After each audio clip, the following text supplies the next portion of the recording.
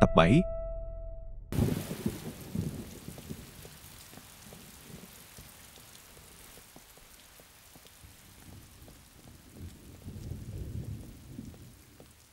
Mưa to quá.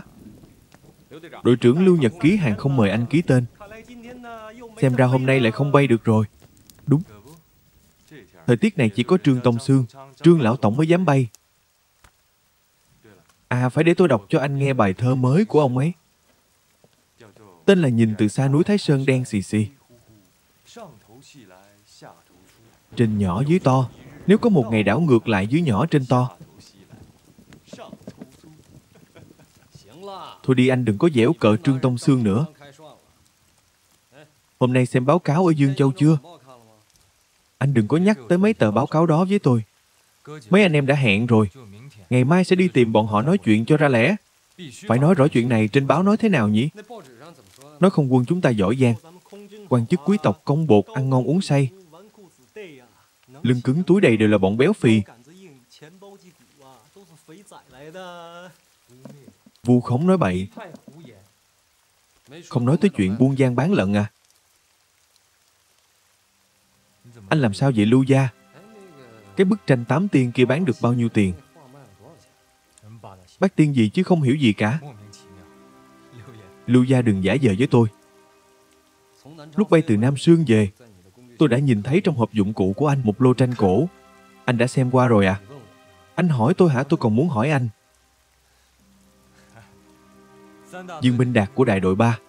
Anh ta nhờ tôi chuyển cho chú của anh ta ở Dương Châu. Máy bay tiện lợi mà. Địch Cương, anh là con nhà tướng. Anh lại cùng phe với những kẻ đầy mùi tiền như Dương Minh Đạt. Như vậy anh không chỉ làm nhục tổ tông của anh, mà còn làm ô uế trung đội của chúng tôi. Vốn dĩ muốn tịch thu hết tranh của anh. Sau đó nhìn thấy bức thư ưng. Tôi thấy thằng nhóc này cũng được. Không buôn bán thứ khác. Buôn bán tranh cũng có chút liên quan tới không quân chúng ta. Vậy có phải là không tịch thu nữa không? Lần sau mà còn dùng máy bay chiến đấu để buôn bán gian lận, tôi sẽ tịch thu hết. Rõ. Đi nghe điện thoại đi. Tôi nói cho anh biết, không được giở trò với tôi, không được đùa cợt với tôi. Chào anh. Có lộn không vậy? Anh gọi điện thoại cho tôi mà lại hỏi tôi đang ở đâu. Anh ở đâu thần kinh à? Báo cáo ủy viên trưởng, tôi là phi công trung úy Tra Minh Lý, thuộc trung đội 24. Phải tôi xin lỗi. Tôi nhắc lại lời ngài. Tôi là quỹ viên trưởng ngài là... Bây giờ tôi trả lệnh cho đại đội năm mấy. Anh lập tức chuẩn bị tác chiến. Thư ký cơ yếu của hành chính viện Hoàng Tuấn là Hán Giang. Hắn ta đã tiết lộ tin tôi phong tỏa sông Dương Tử cho Nhật Bản. Tàu chiến của Nhật Bản trên sông Dương Tử đang chạy về phía đông. Trước bình minh ngày mai, các anh hãy cử 10 máy bay truy kích và ném bom cho tôi, tiêu diệt toàn bộ bọn chúng. Tàu chiến đã vào sông Hoàng Phố thì không được ném bom. Nhắc lại xong. Ủy viên trưởng vừa rồi tôi có nói chuyện với ông ta. Toàn đại đội sẵn sàng chiến đấu cấp 1. Nhân viên kỹ thuật vào vị trí ngay lập tức, tháo thùng dầu phụ lắp bom phi công đến phòng họp. Thông báo cho đại đội trưởng báo động. Giữa bọn họ. Báo cáo nói đại đội 5 Dương Châu báo cáo 18 chiếc hô oa đã lắp bom, cất cánh tìm kiếm và tấn công tàu chiến Nhật Bản trên sông Dương Tử. Ai cho phép họ hành động? Đại đội trưởng. Đại đội 5 nói là ủy viên trưởng đích thân gọi điện đến sân bay Dương Châu. Ông ấy cũng không nói rõ lý do. Mau huynh, gọi điện cho Bộ trưởng Hà, hỏi xem rốt cuộc là có chuyện gì dân. Tổng tư lệnh tối cao trực tiếp chỉ huy đến cả trung đội của tôi rồi. Vậy thì còn cần gì chỉ huy nhanh và tôi nữa?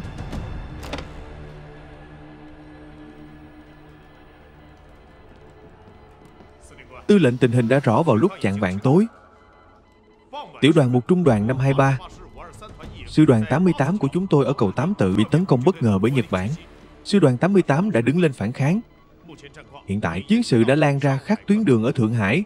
pháo hạng nặng trên tàu chiến của địch trên sông Hoàng Phố, tăng cường yểm trợ suốt đêm. Vì vậy 10 phút trước, Ủy viên trưởng đã hạ lệnh tổng tấn công. Chu trưởng quan lệnh của Ủy viên trưởng. Lệnh của Ủy viên trưởng phê duyệt mệnh lệnh tác chiến không quân số 1. Sau khi nhận lệnh hãy thi hành. Tưởng Giới Thạch.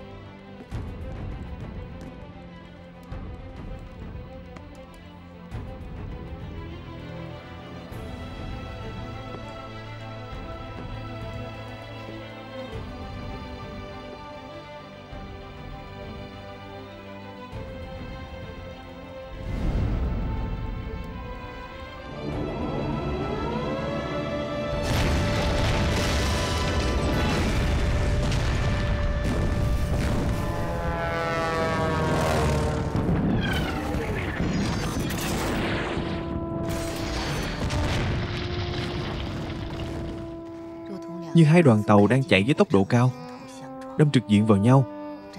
Chiến tranh đã bắt đầu. Đây là cuộc đối đầu trực diện giữa hai bộ máy nhà nước. Quy mô và sự tàn khốc, hậu thế gọi nó là chiến trường chính diện của cuộc kháng chiến chống Nhật. Cũng từ đêm đó trở đi, chúng tôi không còn chút thời gian rảnh rỗi nào nữa. Liên tục có tin tốt tin xấu, tin không tốt tin không xấu, đều khiến người ta lo lắng.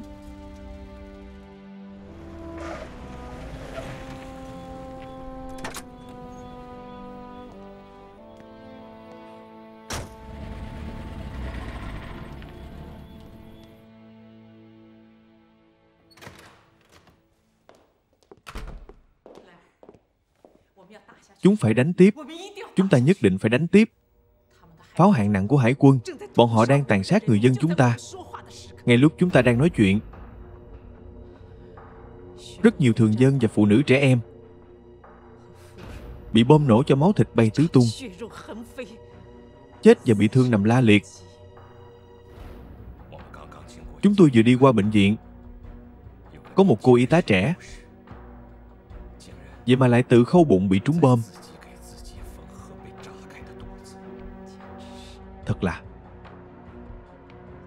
Thật là vô nhân tính. Chúng ta quyết không từ bỏ chiến đấu, quyết không? Có lẽ anh thật sự muốn cùng chúng tôi trải qua trận chiến tàn khốc này à? Đến chết cũng ở bên nhau. Sơn Suy. Ủy viên trưởng rất khâm phục lòng dũng cảm của anh. Ông ấy đã nhiều lần nhắc đến với mọi người bức điện xin ra trận mà anh gửi cho ông ấy. Cảm ơn quyết định của anh. Cảm ơn đã đưa ra quyết định trong thời khắc này.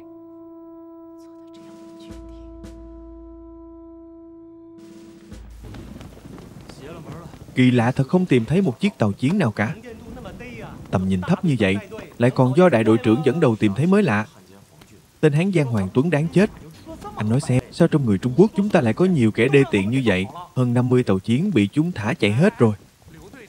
Lưu Trung đội làm sao vậy Lưu Trung đội? Nghe tôi nói đã, anh nói đi giúp tôi một việc. Như vậy không còn cách nào báo cáo với ủy viên trưởng. Tôi nói hay là chúng ta bay lại một lần nữa đi. Nếu không thì rất khó báo cáo.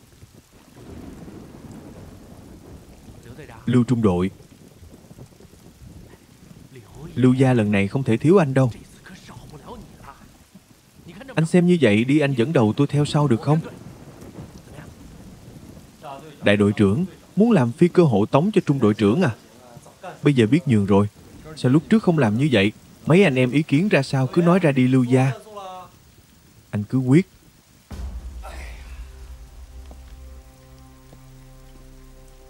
Hôm nay thời tiết mây quá thấp lại thêm trời tối. Nếu như không bay ở độ cao cực thấp thì căn bản không thể nhìn thấy mục tiêu. Ý tôi là đừng đi đông người như vậy. Tôi tiểu Quảng Đông có địch cương. Tôi dẫn 2 người họ đi, 2 người bay theo tôi. Nếu phát hiện mục tiêu, tôi sẽ hành động trước sau đó. Mấy anh theo sau được không? Tốt lắm.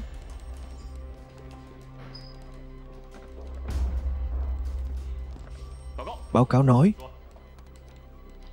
Đại đội Nam Dương Châu gửi điện báo. Đợt tấn công đầu tiên của máy bay tiêm kích ném bom không tìm thấy mục tiêu, đang tổ chức tìm kiếm đợt 2. Vẫn không chịu khai chiến. Phó tư lệnh của tôi, xem ra lần này chúng ta phải sửa đổi mệnh lệnh tác chiến số 1. Không thể chờ đến khi tất cả đơn vị tập hợp xong, phải lợi dụng không kích hiện tại để tấn công họ. Làm như vậy có được không sợ gì chứ? Ủy viên trưởng đã làm gương rồi. Anh và tôi chỉ làm theo thôi.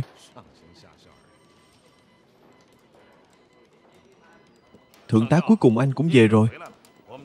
Tất cả chúng tôi đều mong chờ anh tướng quân. Xin hãy nói cho tôi biết vị trí của tôi ở đâu, luật của tất cả mọi thứ của không quân. Chúng tôi đều mở cửa cho anh. Chúng tôi cần kinh nghiệm của anh. Thượng tá đừng vội nào. Trước tiên tôi sẽ dẫn anh làm quen tình hình trước. Tư lệnh phu nhân nói, nếu ngài và quỹ viên trưởng có trở ngại trong việc trao đổi, thì có thể nhờ thượng tá giúp đỡ.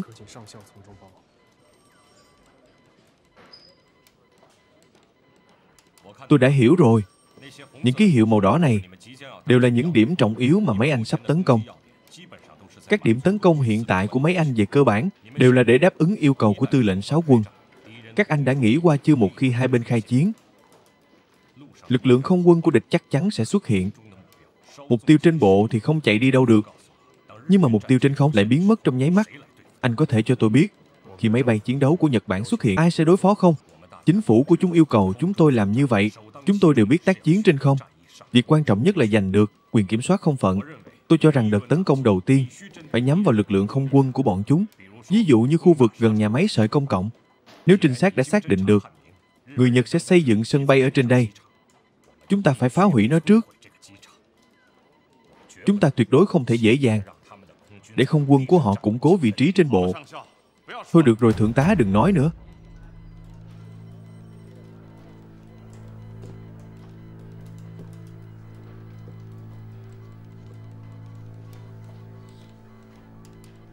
Chúng ta lấy nhà máy sợi công cộng của Nhật Bản là mục tiêu tấn công đầu tiên. Không kích bắt đầu từ nhà máy sợi công cộng của Nhật Bản.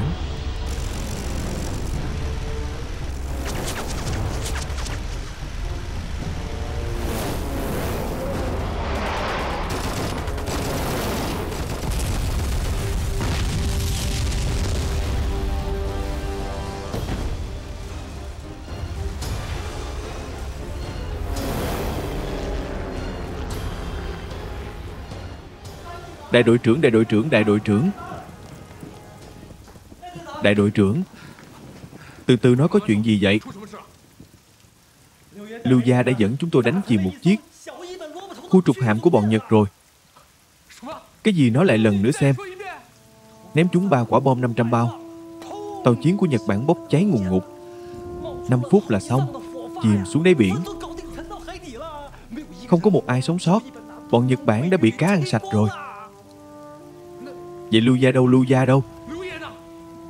Đợi huynh đệ hạ cánh cái đã sợ anh sốt ruột, nên về báo tin vui cho anh trước. Tôi hiểu rồi, cậu đi trước đi, tôi sẽ đến ngay.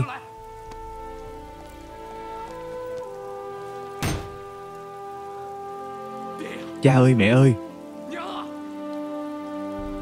cuối cùng cũng có thể báo thù cho cha mẹ rồi. Hay lắm.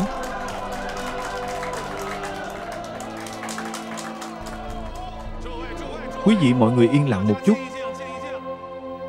Đây mới chỉ là bắt đầu, bây giờ ăn mừng vẫn còn quá sớm. Chúng ta đối chiếu đồng hồ. Lấy thời gian của tôi làm chuẩn. 46 sáng ngày 14.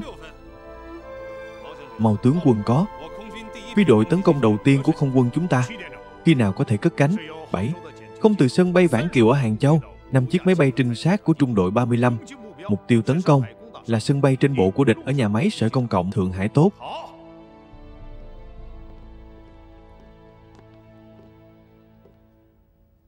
Quý vị, đợt tấn công đầu tiên giao cho máy bay trinh sát của chúng ta. Hành động này có ý nghĩa rất sâu sắc, nhằm mục tiêu thể hiện tinh thần chiến đấu, không tiếc sức lực của tất cả binh sĩ không quân tham gia chiến đấu. Bầu trời bao la, tất cả máy bay có thể cất cánh của không quân, tất cả binh sĩ, không có ngoại lệ, sống làm quân nhân chết làm linh hồn của quân đội. đều ra trận giết địch, lập công báo đáp đất nước và dân tộc. Vâng.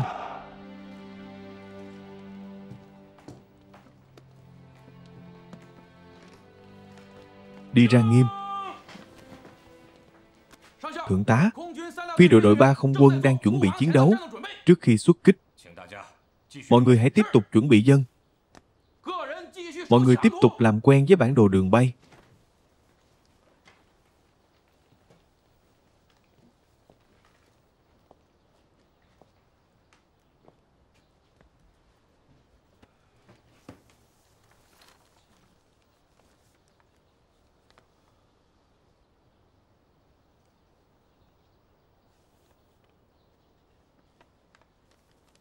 Đã hiểu rõ mục tiêu của mình chưa rõ rồi thượng tá.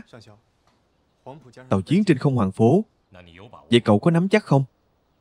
Người khác làm được thì tôi cũng làm được. Ném bom bổ nhào chẳng qua chỉ là một loại các thao tác kết hợp với nhau, cho nên không cần quá căng thẳng. Quá căng thẳng thì sẽ cứng nhắc. Nhất định phải nhớ kỹ đừng quá căng thẳng.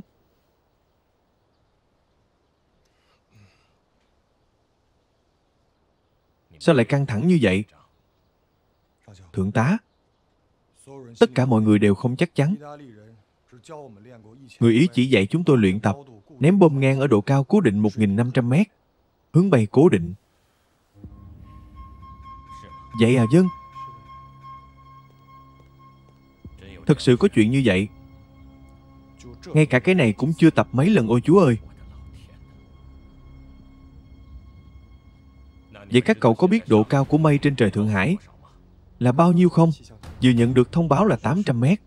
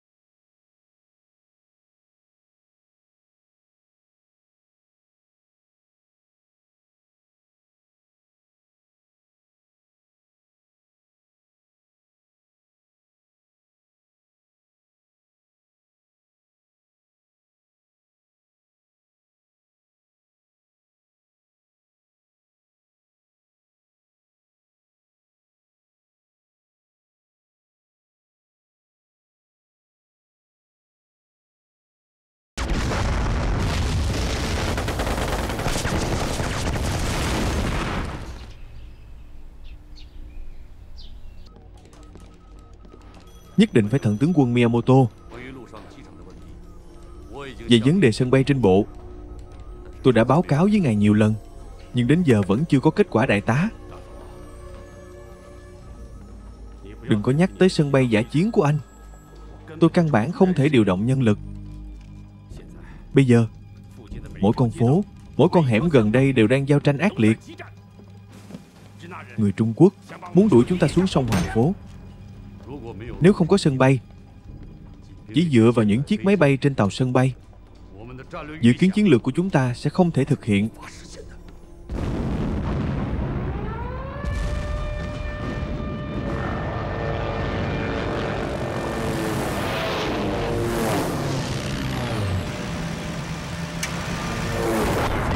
Phòng kích chú ý ẩn nấp. Nhanh lên.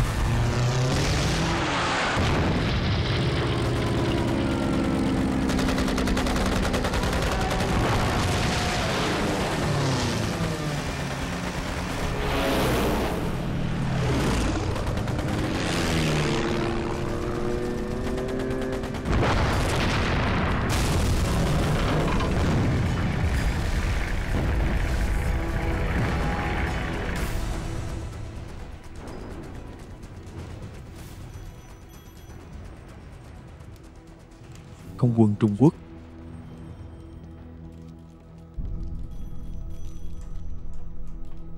Trung Quốc. Báo cáo, tàu chiến trên sông bị máy bay Trung Quốc ném bom. 2 trận địa của thủy quân Sáo Chiến đã bị phá hủy. Nghiêm.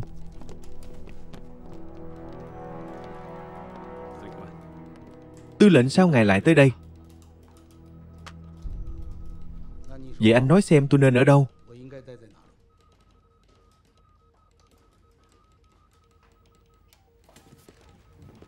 Là một tư lệnh, nếu không thể đích thân tham gia chiến đấu thì ít nhất cũng nên ở trong bộ tư lệnh của mình.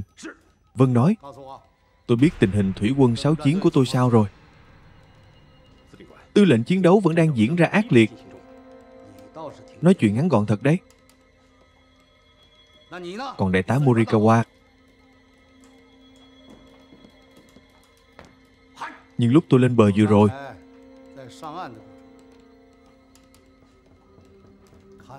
tôi thấy đầy trời đều là máy bay của không quân Trung Quốc. Tại sao lại để bọn họ chiếm ưu thế?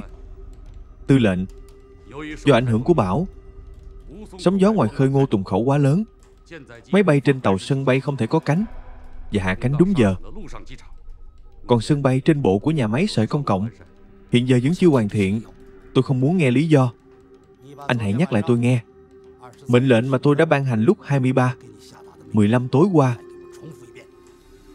Nhưng không quân Hải quân nhất định phải vào ngày 14 dùng toàn bộ lực lượng để tiên phát chế nhân, đánh bại không quân Trung Quốc. Nhưng anh đã làm gì? Tôi vốn định tiên phát chế nhân, không ngờ lại bị địch chế ngự trước, cho nên tôi đã nhiều lần trao đổi với tướng quân Miyamoto xây dựng sân bay trên bộ ở nhà máy sợi công cộng. Xem ra nên giao quyền cho anh rồi. Bây giờ tôi bổ nhiệm anh làm tư lệnh liên đội không quân hỗn hợp số 1. Vâng. Từ giờ trở đi, Tố Siêu Anh ở đây, ngay trong sở chỉ huy này, thay mặt tôi phụ trách toàn quyền chỉ huy không quân của hạm đội 3. Vâng, thưa tứ lệnh. Các đơn vị không quân của đế quốc, chúng ta phải nghênh chiến ngay lập tức. Tất cả các đơn vị có thể cất cánh, đừng chờ đợi.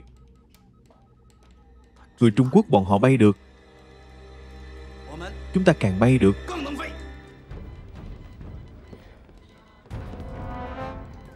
Báo cáo tư lệnh Thượng Hải gửi điện báo. Có trạm phòng không báo cáo đã nghe thấy tiếng động cơ, không nhìn thấy phi đội. May quá, thấp độ cao là bao nhiêu? Chỉ khoảng 800 mét. Bao nhiêu 800 mét? Hỏi họ xem có nắm chắc ném bom được ở độ cao 800 mét không? Vâng.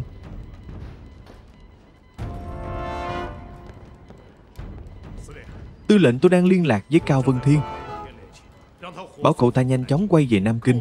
Nhưng điện thoại của chúng ta ở Nam Kinh và Chu Khẩu lại không liên lạc được. Nhanh chóng liên lạc anh bạn. Nếu chúng ta thành công ở Thượng Hải, không quân Nhật Bản chắc chắn sẽ phản ứng như vậy. Nhiệm vụ phòng thủ ở Nam Kinh và Hàng Châu tuyệt đối không được lơ là. Dù sao đi nữa, đại đội 4 chiều nay phải chuyển đến Giảng Kiều. Vân, báo cáo phi đội tấn công thứ 2 đã trả lời. Tinh thần của họ rất cao, đang giảm độ cao, tự tin có thể xuyên qua mây bổ nhào ném bom. Nói với họ đó là khu vực đông dân. Nếu không nắm chắc ném bom chính xác thì có thể quay về dân. Phi đội đã xuyên qua mây vào không phận 700 mét, phát hiện soái hạm Izumo của địch. Bộ tư lệnh hải quân của địch cũng nằm trong phạm vi tấn công của chúng ta. Phi đội tấn công thứ 2 bắt đầu tấn công mục tiêu. Trưởng cơ dẫn đầu đang bổ nhào ném bom xuống tàu Izumo. Tốt quá rồi, đánh cho bọn chúng một trận nhớ đời đúng. Đừng nói chuyện nữa.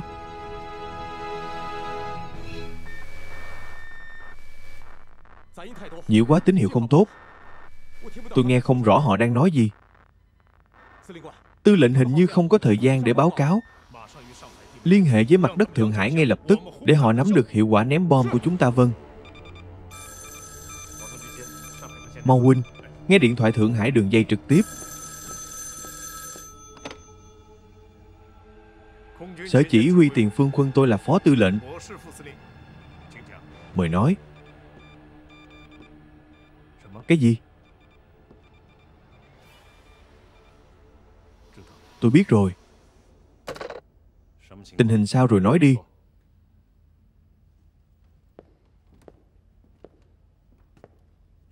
Bong tàu phía sau của tàu Izumo trúng một quả bom bốc cháy. Chỉ trúng một quả bom mà. Pháo đài Bộ Tư lệnh Hải quân Nhật Bản quá kiên cố, quả lực phòng không mạnh. Tuy là đã bắn trúng nhưng hiệu quả rất thấp. Nhưng mà điều bất hạnh là 2 quả bom 1.100 pound mà máy bay số 9 của chúng ta mang theo lại ném nhằm vào khách sạn Ca Thay và khách sạn Hối Trung ở tôi với Chung. Cái gì? Có rất nhiều thường dân thương vong.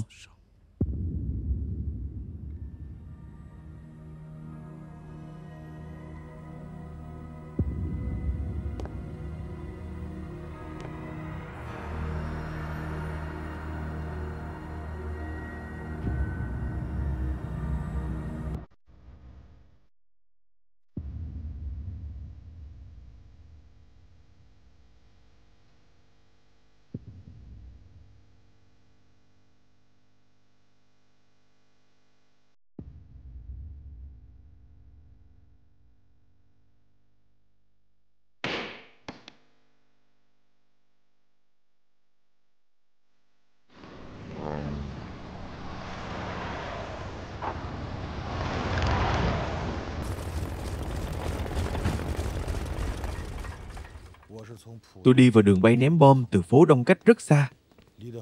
Tôi đã phát hiện ra trên sông Hoàng Phố có hơn 10 tàu chiến đang đậu. Lúc đó pháo cao xạ trên tàu chiến đang đo độ cao. Trên không trung có đầy khói bom. Tôi nhắm vào chiếc tàu chiến lớn nhất, lao qua mặt sông với tốc độ tối đa.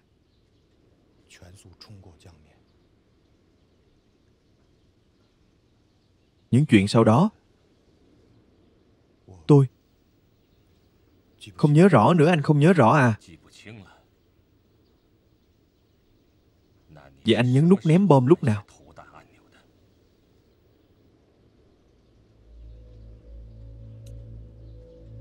Lúc máy bay bay qua mặt sông, rung lắc rất mạnh. Tôi chưa bao giờ thấy cảnh tượng như vậy. Bờ sông Hoàng Phố chật người Trung Quốc.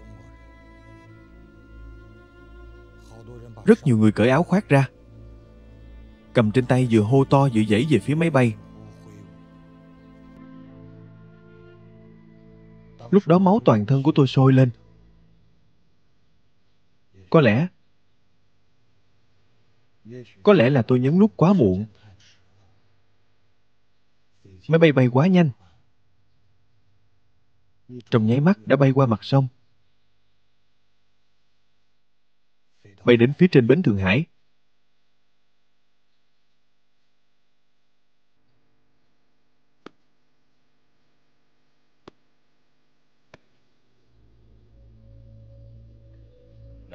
Vậy còn anh? Tôi nghe nói anh đã ném bom cá trên sông lên bờ. Vậy à, nhưng mà tôi đều ném bom theo hướng dẫn ném bom. Có lẽ tôi kém may mắn một chút. Thôi được rồi, hai người cũng đừng nản lòng.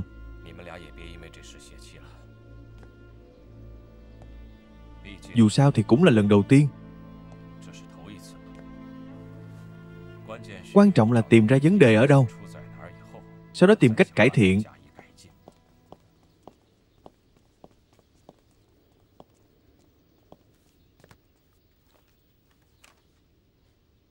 Trung úy phi công Dương Minh Đạt số hiệu 9. Chúng tôi theo lệnh tới bắt anh. Trung đội trưởng Nguyễn Hóa, trung đội của Trung úy Dương Minh Đạt. Tôi ở đây, anh cũng bị bắt. Đưa đi sao lại bắt họ? Đưa họ đi đâu? Thượng tá chúng tôi là Cục Thi hành án không quân, đang thi hành mệnh lệnh, nhận lệnh đến bắt tội phạm. Nực cười nhân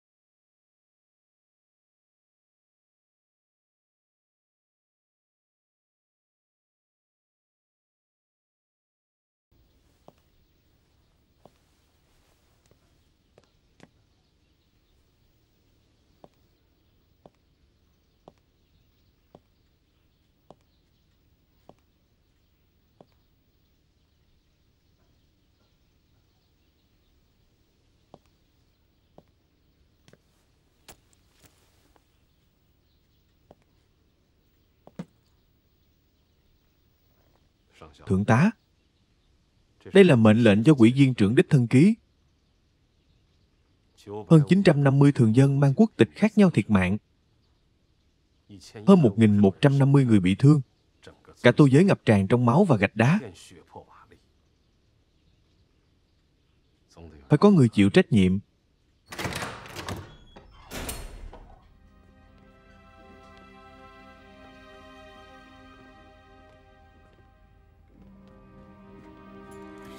Vào đi.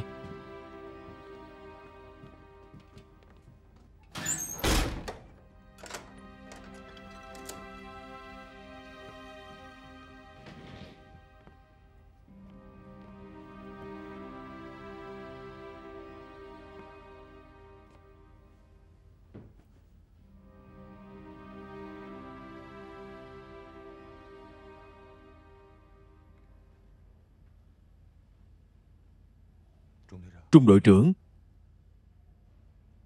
xin lỗi. Là tôi liên lụy tới anh rồi. Thằng khốn. Y như đàn bà vậy, chúng ta là nam nhân. Chẳng phải chỉ là chết thôi à? Tôi chết chung với anh. Mau nuốt nước mắt của anh vô đi, mất mặt thiệt. Cũng là tại tôi bình thường giám sát không nghiêm. Mấy chuyện trăng hoa của Dương Minh Đạt, anh tôi vốn đã không ưa rồi. Nếu anh chịu khó một chút, động não một chút thì đâu tới nỗi này. 2 quả bom lỡ đến 2 dặm. Còn mặt mũi mà khóc à?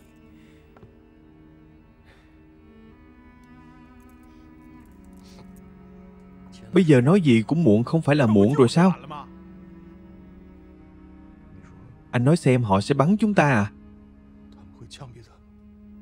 Hơn 2.000 thường dân thương vong, chuyện lớn như vậy.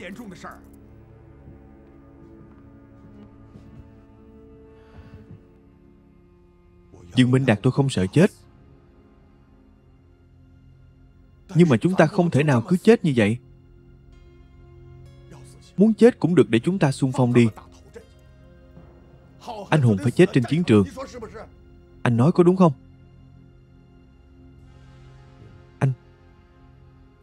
Anh đi nói với họ đi. Chào tổ trưởng Mã.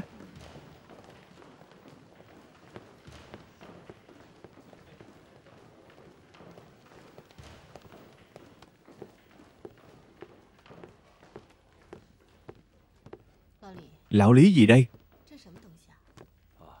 Đây là di chúc trước trận chiến của binh sĩ không quân, do Cục Liên hợp Hậu cần vừa mới làm xong. Đừng có lật lung tung, trên này đều đã ghi tên rồi. Cô xem mới khai chiến vài giờ đã có mấy người hy sinh. Cho nên tư lệnh ra lệnh phải phát cuốn sổ này đến tay mỗi người ngay tối nay.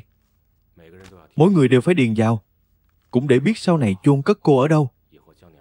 Tiêu chuẩn mai táng phí người thụ hưởng tiền trợ cấp. Còn có tài sản cá nhân làm sao xử lý. Cứ coi như là một thỏa thuận giữa những người quân tử. Đi. Tôi đã bảo anh nối máy tới Nam Kinh, sao vẫn không được? Đã lâu như vậy rồi tôi không quan tâm. Mấy anh tự nghĩ cách đi.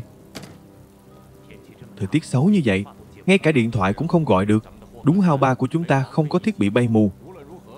Dù sao cũng không bay tới Nam Kinh được. Nhưng mà hôm nay tôi phải tới đó. Đội trưởng một chuyến bay của Aviation từ Hán Khẩu tới Lạc Dương, vì sân bay đóng cửa nên xin hạ cánh. Cho phép hạ cánh, vâng. Tới thật đúng lúc.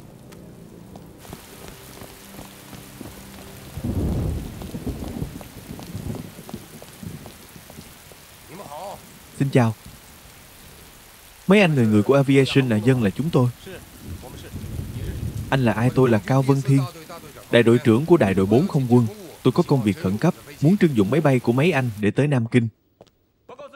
Báo cáo tư lệnh, có một máy bay dân dụng xin hạ cánh. Nghe giọng hình như là của Cao Vân Thiên. Cao Vân Thiên à? Tới thật đúng lúc. Tôi đang tìm anh ta khắp nơi. Ra lệnh cho anh ta hạ cánh ngay lập tức. Bỏ anh ta tới gặp tôi. 2 cho phép hạ cánh. Cho phép hạ cánh. Cho phép hạ cánh.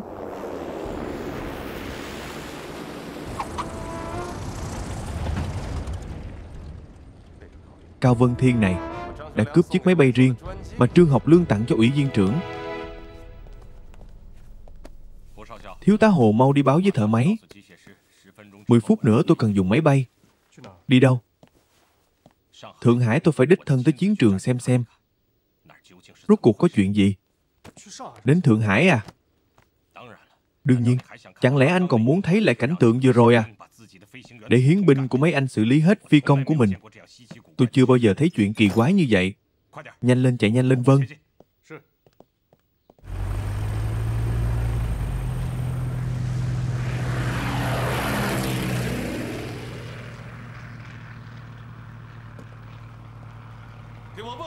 Hỏi tên Mỹ này cho tôi hắn ta muốn đi đâu.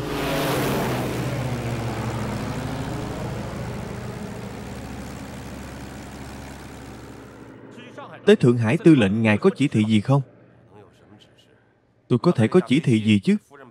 Chiếc máy bay này của anh ta là phu nhân đặc biệt, chuẩn bị tôi không có quyền chỉ huy. Báo cáo Cao Vân Thiên. Đại đội trưởng đại đội 4 nhận lệnh tới báo cáo. Thôi được rồi, thời kỳ đặc biệt không cần câu nệ.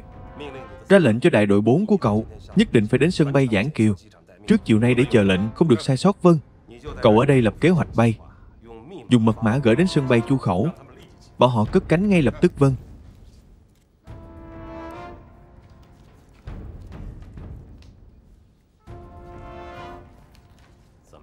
Thế nào Cao đại ca của tôi, anh có nắm chắc không? Từ Chu Khẩu tới Giảng Kiều, tất cả các sân bay trên đường đều đóng cửa. Tôi tin tưởng cấp dưới của tôi. Cho dù không có Cao Vân Thiên, đại đội 4 vẫn là đại đội 4. Tốt, rất tốt. Vậy thì hãy làm cho tốt, đừng để xảy ra sai sót như ở Thượng Hải. Báo cáo nói, tư lệnh Thượng Hải gửi báo cáo về tình hình chiến sự. Gửi đi ngay lập tức. Thêm một vòng, bảo máy bay của tôi đi cùng đại đội đến Vãn Kiều. Vân. Nhanh như vậy đã xong rồi à? Xem ra cậu đã có ý tưởng này từ lâu, thuộc lào lào trong lòng rồi. Tướng quân 6 quân ở Thượng Hải đánh sao rồi? Lữ đoàn 264T công bộ tư lệnh hải quân của địch 7 bại. Lữ trưởng tướng Hoàng Mai Hưng đã hy sinh. Tham mưu có ra lệnh cho đại đội 3 lập tức thành lập phi đội trên không đợt 2 ném bom. Bộ tư lệnh hải quân tuân lệnh. Xem ra lần này không quân chúng ta phải gánh vác trọng trách. Gánh vác trọng trách phải làm được mới được. Đừng có gây rắc rối cho tôi như đợt đầu, coi như là đốt hương cầu may rồi. Tướng quân, tôi không cho làm vậy. Dám cái lời tôi sao? Tất nhiên là không. Tôi cho rằng tuy chúng ta mắc sai lầm trong trận đấu, nhưng mà dù sao người dân cũng đã nhìn thấy máy bay, nhìn thấy không quân Trung Quốc dám đối mặt với kẻ địch mạnh, dám rút kiếm ra quyết chiến. Tôi biết chúng ta đã sai. Tôi tin rằng đồng bào của chúng ta sẽ tha thứ cho chúng ta. Chỉ cần tinh thần của chúng ta không gục ngã, ý chí vẫn còn đó. Lần đầu không được, còn lần thứ hai, lần thứ ba. Nói rất hay. Quân đội có thể mất tướng, nhưng mà tuyệt đối không thể mất ý chí. Cái tôi muốn chính là khí thế này của Cao Vân Thiên cậu. Cuộc tấn công trên bộ vào Thượng Hải lần này của chúng ta chắc chắn sẽ gây ra phản ứng dây chuyền từ không quân Nhật Bản. Bây giờ, tất cả các hệ thống cảnh báo phòng không ở kinh Hồ Hàn đều được kích hoạt. Lý do tôi điều đại đội 4 của cậu đến sân bay Vãn Kiều chính là để đối phó với tình huống có thể xảy ra. Nhớ kỹ Cao Vân Thiên, một khi có tình huống hãy tùy cơ ứng biến, đánh và tấn công. Lực lượng không của địch có thể xuất hiện, chúng tôi sẽ dốc toàn lực.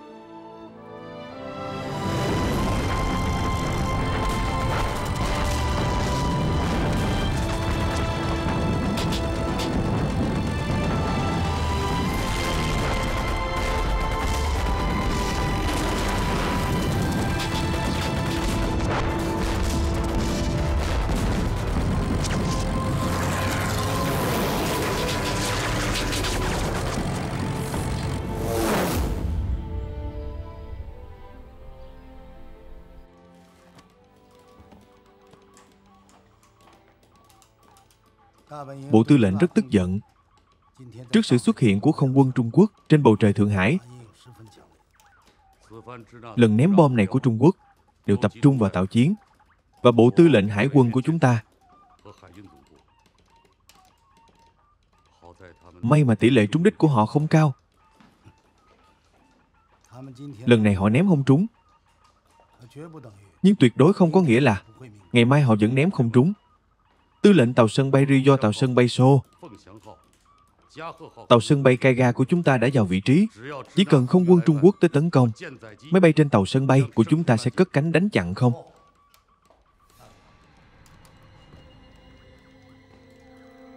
Muốn hoàn toàn thoát khỏi khó khăn của cuộc chiến trên bộ ở Thượng Hải, phải tiêu diệt hoàn toàn căn cứ của không quân Trung Quốc, tiêu diệt toàn bộ lực lượng không quân của họ. Ý của ngài là tấn công thẳng vào tổ chim của họ à? Một khi tổ chim không còn, thì bất cứ con chim nào, cho dù có khả năng bay mạnh tới đâu, cũng không thể bay mãi mãi trên bầu trời được.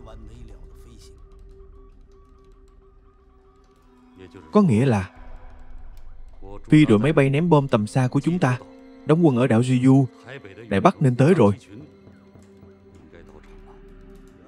Đúng. Nhưng mà có một vấn đề, thưa tư lệnh.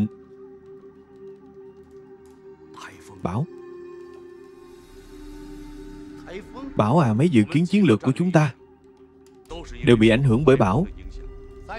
Cho dù gió có lớn tới mấy cũng không thể thổi mãi. Đại tá à, bây giờ tôi đang quyết định chiến lược với anh.